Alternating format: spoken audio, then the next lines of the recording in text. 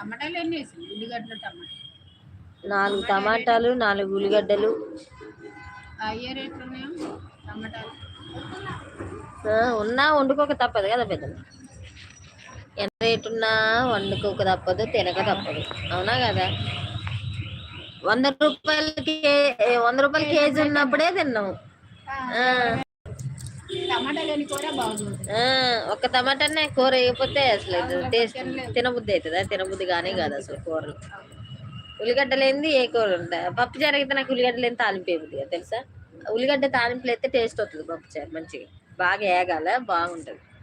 మరి ఎల్లుల్లిపాయలు అవును. అవి ఎంత రేట్లుండే? 150 రూపాయలు 200 లాగా ఉండే ఎల్లిపాయలు. అయినా వేసుకోలే, దాచుకొని ఎవరు అడిగి ఇచ్చేది కాదు. ఎల్లుల్లిపాయలు మాత్రం పప్పుసార్లు ఎల్లుల్లిపాయలు ఉండాల్సిందే, కంపల్సరీ ఉండాల్సిందే. ఎల్లిపాయ చారు ఎంత స్మెల్ వస్తుంది. ఎల్లిపాయలు ఏంది ఏది కాదు. ఉల్లిగడ్డ ఎన్ని అన్నాయి అందులో ఎల్లిపాయలు వేస్తే కేజీ 400 కదా పచ్చడి టైంలో కదా. అసలు వామ్మ ఎల్లిపాయలు ఏంది అంత రేటు పోయింది పెద్దమ్మ అప్పుడు. స్మెల్ ఇంతలావి ఈ సైజు పచ్చడికి ఎల్లిపాయలు 400 కేజీ. అబ్బో,